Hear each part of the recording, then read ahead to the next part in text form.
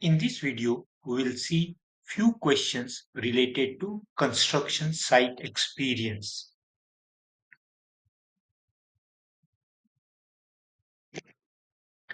Which of the following construction technologies is not among the latest developments?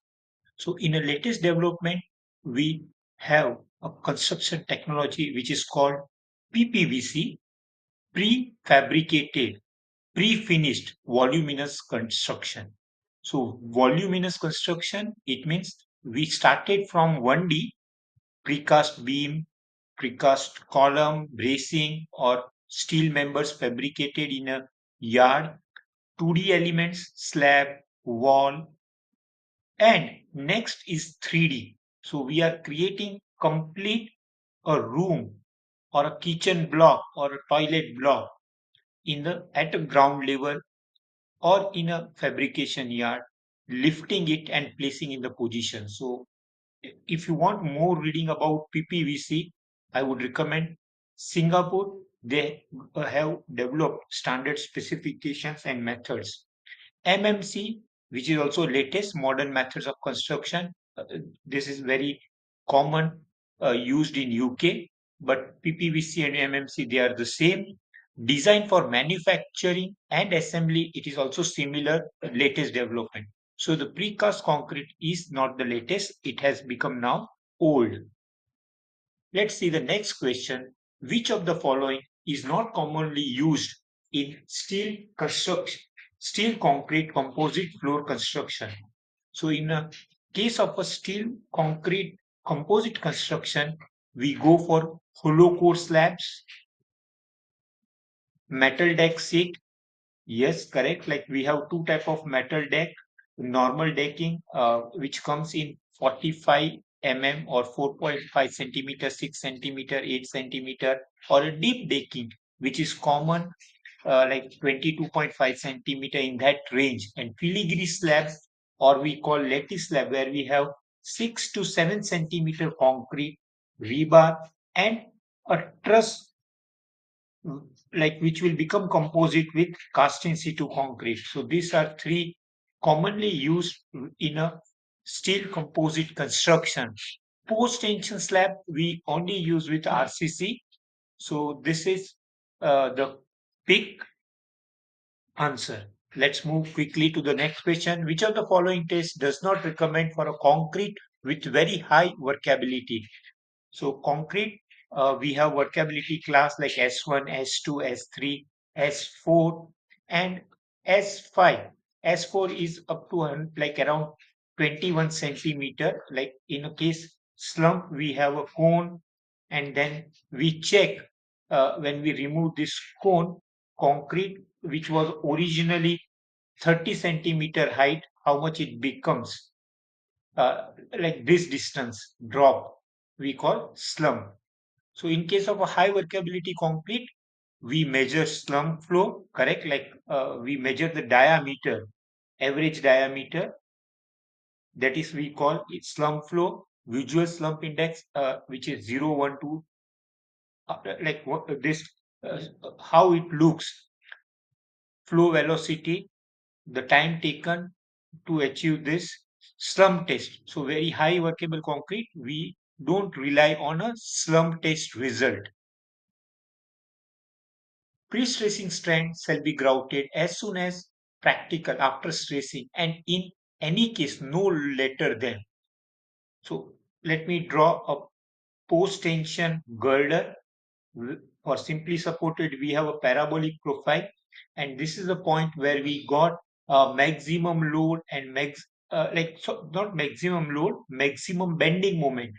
So the strands at this point they are highly stressed, and if we don't grout immediately after stressing, the dust or uh, they accumulate at this point and they may initiate corrosion. So that's why we have to grout them within 1 week. We have many case studies where bridge didn't serve its designed life before it like corrosion accelerated and it collapsed. So we make sure we do proper grouting, there is a sequence for grouting, and that sequence has been followed. Water used for a grout preparation for pre-stressing stent duct shall not contain more than chloride ions. So the chloride ions, they are enemy for steel. They accelerate corrosion process. So the code says we restrict 500 milligrams per liter chlorine. So if we need a design life of a bridge, which is say 100 year or longer, we should bring down the chloride further below. But for this, 500 is the limit. Which of the following steel grade steel plate type used for a bridge plate girder does not require protective coating? So the here question is like if I have a steel plate girder composite bridge, which steel grade will not require any protective coating? So here we can see the steel grade, it is defined by two parameter. One we call yield strength and second one toughness. So the steel which we have in a market, if I have a temperature here, if the steel is tested for an impact test at plus 20 degree, it is called JR steel, 0 degree J0.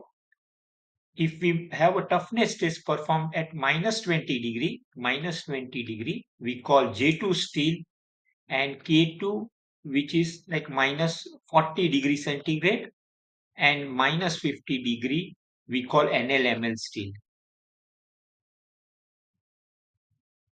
So this is about steel grade. Weathering steel. So weathering steel does not require any protective coating. Which of the following is not a temporary soaring system? So if we have to do some work below ground, we require soaring work to protect the ground, like it should not fail. And if we have a heavy movement of traffic, the soaring work shall be designed to carry the stresses which is generated due to lateral forces. We call uh, active earth pressure, passive earth pressure, and surcharge load. So typically we have surcharge load which is equivalent to 1.2 meter height of soil. So dry wall is not a soaring system. Seat pile where we have Z shape which comes from ArcelorMittal or similar steel manufacturers. Contiguous piles where we keep piles close to each other, contiguous piles. So these are soaring work, but drywall is not a soaring work. Next question: which of the following is the most reliable parameter to ensure compaction of a known cohesive soil? So predominantly soil we call the soil which has a cohesive soil, and which has only phi value we call non-cohesive soil. So for non-cohesive soil, we have void ratio and relative density, which is E max minus E divided by E max minus E mean, relative density. So the relative density is the parameter which we go for non-cohesive soils. Which of the following is not a static load test for piles? So before we start, we perform initial load test, and then when the piles are driven, the piles which are taking the main load, we call routine test. So in static, we have to apply load. O cell, like we have uh, some measurement which is done, which balances end bearing and friction. So O cell, uh, all are static. This is also static reaction. Pile integrity, where we check the concrete quality throughout the depth and dia, is not a static load test. And last question: in a routine test, do we take up to 150? Yes, this is a true. Initial test we perform up to failure, but routine we take sometimes, suppose if capacity is 100, we test for 125 or 150 as per standard. And the last, I would recommend, these are few resources for engineers to go through. Thank you.